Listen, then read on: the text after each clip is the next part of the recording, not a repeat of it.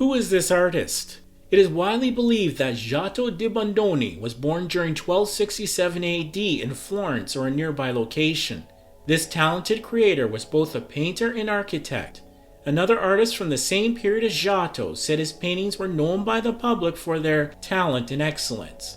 Even today, Giotto, as he was known at the time, is noted for his remarkable works.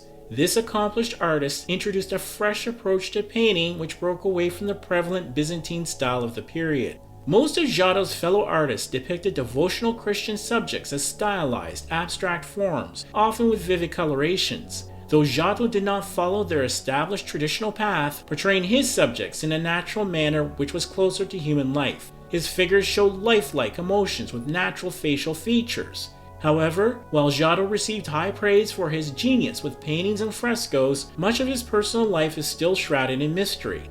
Even his date of birth and the actual number of paintings and frescoes created by his own hand is subject to ongoing debate. Giotto's appearance was very plain and unremarkable, though his acclaimed skill as a freehand drawer was discovered at a relatively young age. Since the church gave the majority of commissions at that time, they formed most of Giotto's customers. Celebrated for his frescoes at Scrovegni Chapel in Padua, Italy, Giotto is considered one of the most important Italian painters during the 14th century. In addition, he is considered one of the first Italian master painters, whose proto-Renaissance works led the way to the Renaissance style which followed nearly a century later. Giotto became a wealthy man as his artwork gained high status during a remarkable career. In the year 1310 AD, Giotto completed his renowned painting Ognissanti Madonna, also known as Madonna Enthroned. He created this groundbreaking artwork after returning to Florence. Ognissanti Madonna is one of the few paintings with references supporting its creation by Giotto. Frescoes and composition, Ognissanti Madonna. The Ognissanti Madonna is a remarkable religious painting using tempera and a gold-colored background on wooden panel. This large artwork, measuring 325 by 204 centimeters, is one of about 12 by Giotto which still exist. It shows the seated Madonna holding a dignified baby Jesus in the company of admiring angels and saints.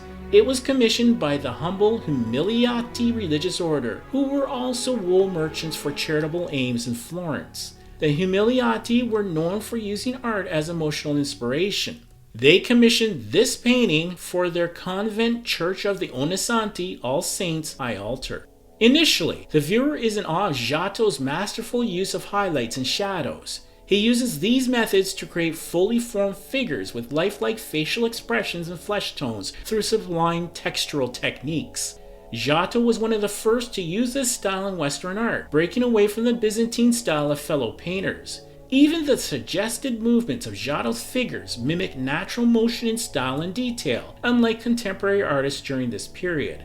Let us now focus on Madonna in this landmark painting. She appears as an almost ethereal form with mass and volume. Here, Giotto uses light and shadow to transform a two-dimensional figure into the illusion of a three-dimensional presence. Note the subtle revelation of Madonna's need through her clothing while seated majestically in her throne. It is through Giotto's masterful technique in this instance and various others which portray Madonna and baby Jesus as both realistic and divine at the same time. As a direct result, these religious figures become more accessible and relatable to everyday worshippers and viewers alike. Giotto gives us ample indication to light sources while skillfully depicting this biblical scene as a realistic capture of a moving moment, though he goes a step further by making even secondary figures possess a natural presence. Looking at Madonna's drapery, Giotto's use of color variations to create volume instead of stylized golden lines broke away from established norms to magnificent effect. There are some style references in the Ognissanti Madonna to Cimabue's creation from 20 years earlier, the painting Santa Trinita Madonna. However, Giotto incorporates his understanding of architectural perspective to deliver carefully arranged images. The enticing result is a more realistic, almost sculpted appearance of human natural proportion. Giotto's use of perspective and space further enhance this artwork's natural portrayals. Viewing the Ognissanti Madonna, we understand Giotto's use of the grounded steps leading up to the elegantly jeweled throne of Madonna. He is in effect focusing our gaze to walk upwards towards Madonna enthroned. Unlike common practice at this time, there are no depictions of floating, almost ambiguous positions or expressions. Giotto also used symbols like halos to represent purity and sanctity. With secondary figures gazing intently on Madonna and baby Jesus, the viewer cannot help but direct their admiring gaze towards them as well. Here is a truly landmark artwork with subtle and groundbreaking complexities along with acute attention to detail.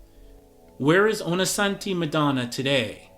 The Ognissanti Madonna is currently located in the Uffizi Gallery in Florence, Italy. It is interesting to note that it is estimated only a dozen of Giotto's panel paintings, whether attributed or actually created by him, are still in existence. The Ognissanti Madonna, completed in 1310 AD, is widely accepted as being created by Giotto himself. Why is Ognissanti Madonna significant? The Ognissanti Madonna shows the transition from both Gothic and Byzantine styles of painting to a more realistic portrayal of figures and scenes. Here, Giotto displays the enormous potential of creating an illusion of three-dimensional space in this artwork. This groundbreaking painting marks a significant foundation for the Renaissance art style to follow nearly a century later. In fact, some researchers feel it is the first painting of the Italian Renaissance because of these hallmark achievements. Thank you for supporting us at Medieval and Modern. Please be sure to watch our next episode from the Medieval Gallery or any other fascinating video from our Medieval and Modern channel. Also, be sure to like, subscribe, comment, click the notification bell, and share this channel so we can create more exciting content. I wish you good tidings as we remember that sharing knowledge has been a noble deed throughout the ages.